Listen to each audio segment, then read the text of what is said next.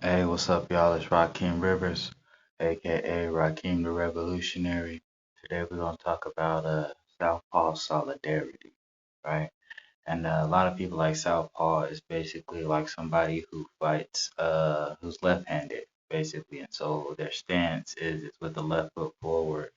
Um, and it ties into a lot of things. Like if you look at ancient Kemet, most of the statues that you see that are marching are leading with their left foot, and that's because in Kemetic science it's taught that like the left side of your body is what your heart is on, and you lead with your left foot. And so you can conquer evil. You lead with your heart in order to conquer evil. And that's kind of like where it comes from for me because that's the original in my eyes, the origin of it. But beyond that, for a little while I was staying in Colorado Springs, I actually got involved with the Green Party, with the local Green Party of Colorado Springs. We were trying to organize and promote a few of our own initiatives. One of them, the main one that I was trying to push, was the renters' rights campaign that I had worked on in Denver with the 9 to 5. When I moved to the Springs, I tried to bring that with me, and there still is a Colorado Springs Homes for All chapter. And like the Homes for All movement at the time, what we were pushing was a renter's bill of rights, and it's become more popular since then. But it's not a federal thing, and I don't even think it's passed on a state level yet.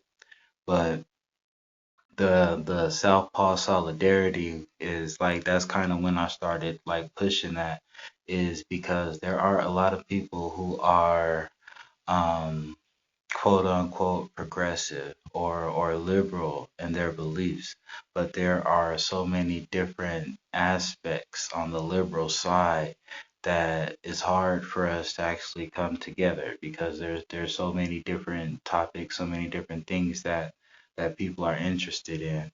And the reason I'm bringing this back, because I actually stopped pushing the Southpaw Solidarity. Like after I left the Springs, I was in Atlanta.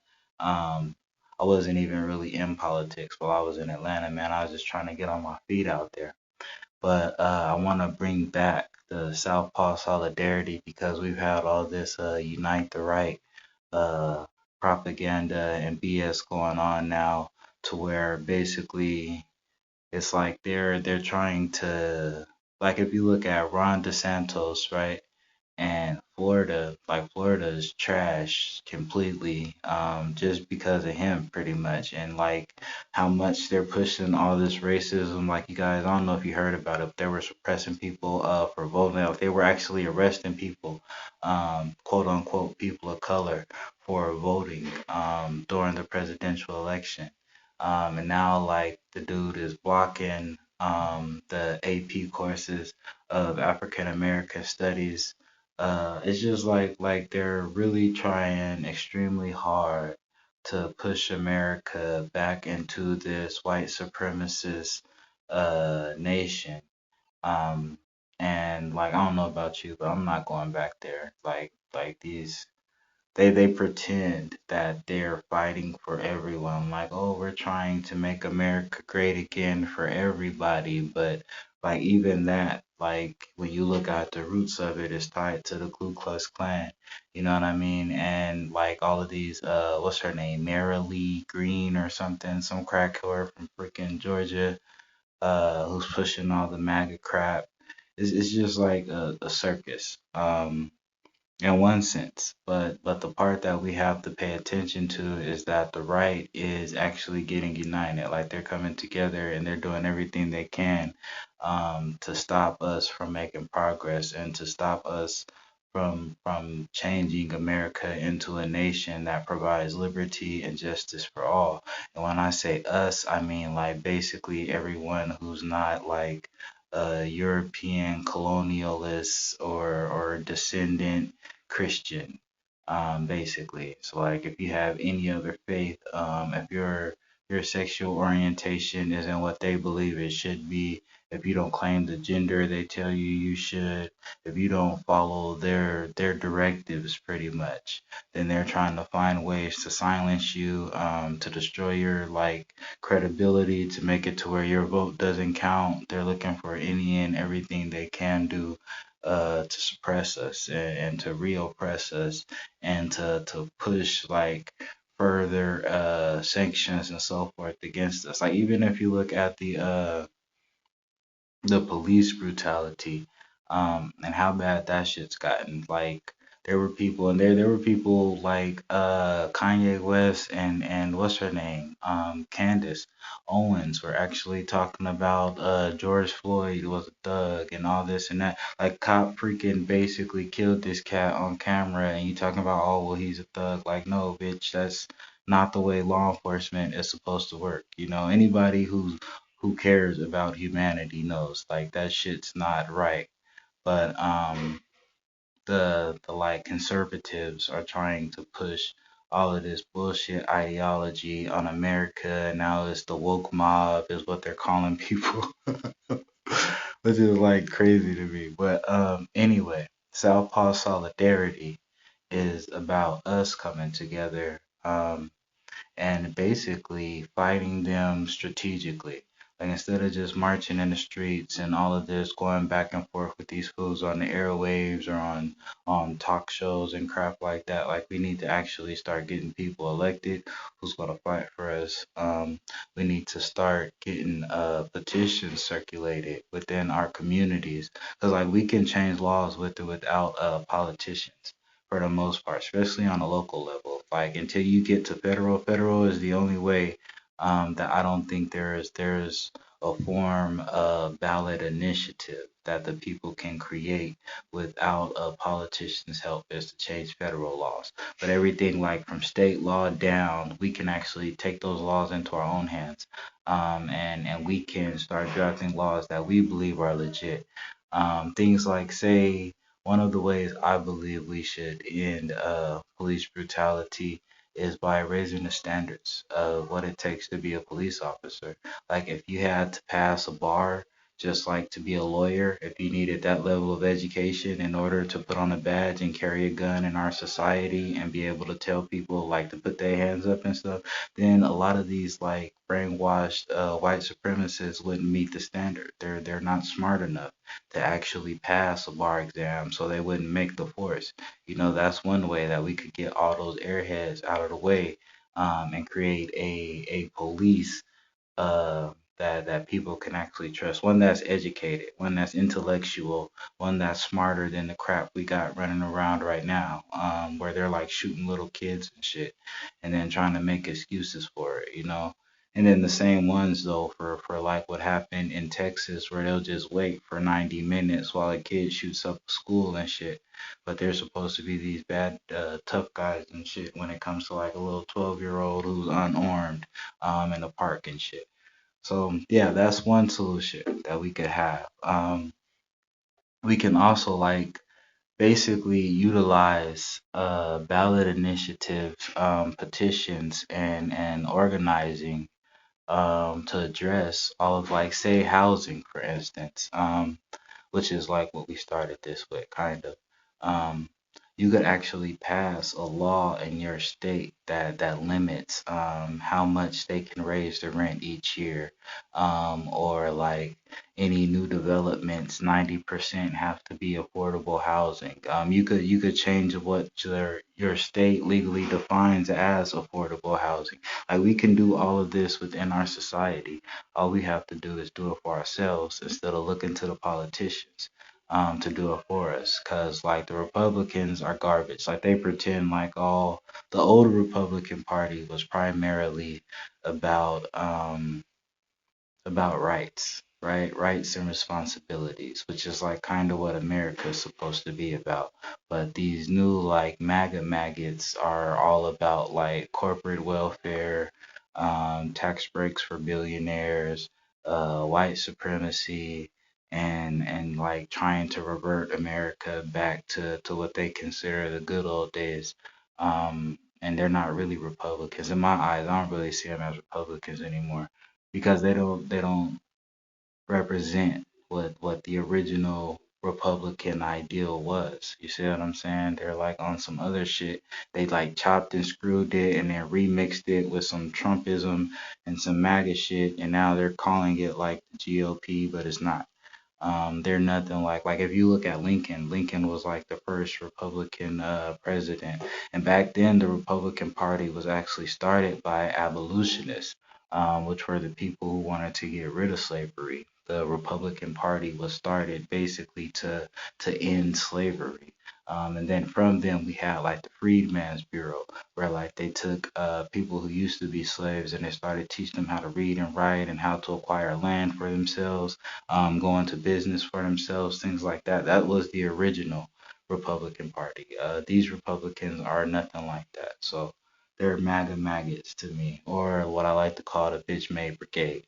But aside from them, you also have this like new Democratic Party, which is kind of hard to define because like during Bill Clinton's era, right, the Democrats decided to be tough on crime, and that's when Biden wrote that crime bill in '94 with the mandatory maximums, that got like so many people in our community, so many non-white people were targeted by this law, and like it really gave the criminal industrial complex or the prison industrial complex this like super great boost, um, where they could just lock up all kind of people for like ridiculous amounts of time. And if you look at Michelle Alexander's book, The New Jim Crow, or the studies that the NAACP did at that time, even though there were, I want to say, just as many European descendants who were getting arrested for drugs and so forth during that time, they weren't getting those sentences. So it was like the same case, but they would only apply like these mandatory maximum sentences to the people who they deemed as quote unquote black or quote unquote brown or whatever non-white status that they had. If you weren't a European descendant, they were trying to lock your ass up. That was the whole point of it pretty much. So you have that era of Democrats, right? And then you have Obama. And Obama's era is like all over the place because like you had what was going on with the Gaza Strip being bombed and all of that, the drone attacks. That's on an international level. And then locally, that's kind of when the Black Lives Matter movement started. Like Trayvon Martin was killed by this cat who wasn't even an officer. He was just a regular citizen of Florida. And the cops didn't even want to arrest him. Like he followed this dude, he harassed him basically and then killed him. As a teenager, harassed and killed a teenager who was just trying to go to a store and go home and didn't even get arrested. And that was like, and then dude got off after they did arrest him, because Florida is so trash. That's like Obama's era, right? The whole like Black Lives Matter movement started under there, and he did like some good things. He did. I feel like Obama had his hands tied though, truthfully, because like when he ran for president, one of the things he said was "si se puede." Like a lot of people don't understand "si se puede." Yes, we can. To the best of my knowledge, actually came from Cesar Chavez, who was organizing like immigrant farm workers and so forth, like in America. And he did a great job. Like this brother started his own bank and everything, but with like union. It was like a Mexican union almost, but it was integrated because if you know about unions, you know what solidarity is, and solidarity kind of ties us all together, so we all come together and stand for something. And so it was brilliant. Basically, it was brilliant, and "Si se puede" translates into "Yes, we can," and that was Obama's slogan during the run.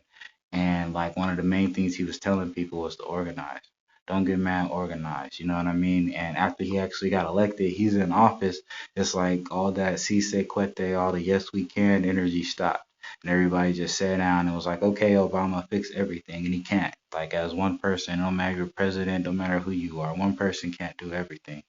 And because we didn't get organized and we didn't like fight back when those like alt-right motherfuckers like the Tea Party and all of them started making all of that noise. We was just sitting at home watching. And so there was only so much he could do. I feel like if we would have actually stayed active, if we would have kept that same energy that we had leading up to him being elected throughout his presidency, like America would have been a whole different nation by the time he left office. But because so many people just sat on their hands and thought he was going to fix everything, it kind of crumbled. And then you got Trump in office. And like some people like Trump, some don't. I think, honestly, right? I'm gonna be honest with y'all. I think Trump was a better, what's the word, option than Hillary Clinton would have been, simply because of like Hillary Clinton's history. Like she said, she looked up to Margaret Singer. Margaret Singer is like the founder of Planned Parenthood.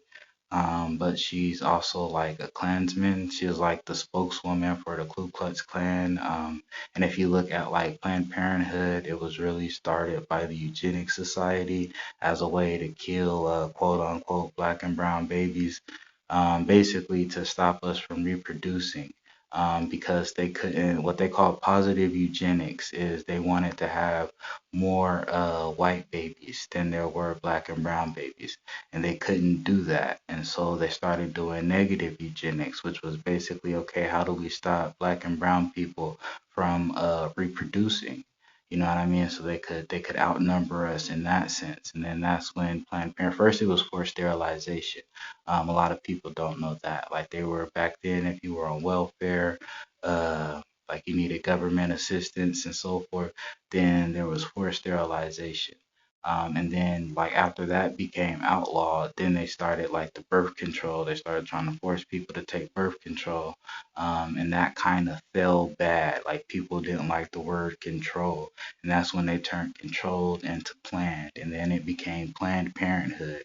And that was like their silver bullet that they used. And they started putting those in all of our communities. And they made it like, of course, like, oh, we're here to help and so forth. But like, if you know the history, and Maafa 21 is a great documentary on that. Maafa, which is I believe it's Swahili for Holocaust. And then the number 21 is a great documentary you can watch on that. It's long, it's like 2 hours, 2.5, 3 hours, but it goes into everything like from the Democratic Party's ties to the Ku Klux Klan, how they were connected to the Nazis, how they like shared notes and so forth with Adolf Hitler. It's an excellent documentary you should check out. But if you understand, like that's where Planned Parenthood comes from, and like Margaret Singer is one of Hillary Clinton's like greatest, uh, I don't know what you want to call it, one of her icons, one of the people she looks up to and admires and all of that. She said the shit on the record. Then like you could see why I wouldn't really consider her a great idea for president. But past that, right? Trump had his little like the there's bad on both sides type shit, where he was kind of sending all these dog whistles to the white supremacists, to the hate groups of America, you know, to stand back and stand by and all this bullshit. And then you had January 6th happen. And it's like I feel like this whole time we haven't actually, like we being those who are non-white, quote unquote, because even the people who call themselves white aren't actually white. They're European descendants, European colonialists, shit like that. They're not actually white. There's no such thing as white people, black people, brown people. Like humans are what we are. Human is the race. And within humanity, you have nationalities. And that's how you break humanity down. You don't, it's not colors. They're not a box of crayons. You know what I mean? Like, if you're, let's say, American, in and of itself, the original definition of an American was a copper skinned person. They were talking about like everybody who was here before the Europeans pretty much are copper skinned people, but they took the identity of American during the Revolutionary War. When the North and the South united to fight the Britons, that's when they started calling themselves, the European colonialists, started calling themselves Americans. Before that, they actually identified by their colonies, like Virginian or Georgian, Philadelphian, whatever, like where they were from, the territories, the colony that they were from. And then they took the identity of American in order to try and unify the settlers against the British Crown, basically. But anyway, going past that, all the people who aren't actually of European descent who have been targeted by this system that they've created, we haven't actually come together and fought back in an organized and strategic manner, and that's what Southpaw Solidarity is all about. Um, and within that, there's a lot of education that has to happen. There's a lot of unity. There's a lot of bridges that have to be built. You know what I mean? Like, for instance, everybody who's of European descent isn't necessarily a white supremacist. You know what I mean? Everybody who's quote unquote African American isn't necessarily for the struggle. You know what I mean? Like, one of the things I've learned over the years, and it's like really like the moment where I understood completely what was going on was during I don't know if you guys remember Michael Brown, but Michael Brown was killed by an officer, and they left his body in the street for like 8 hours or something. And there was a lot of riots and so forth. And I was in Denver at the time, but I went to the demonstration as well. That's some bullshit. And during the demonstration that we were doing in Colorado, we were headed to I-25. We was about to block off the highway and shit.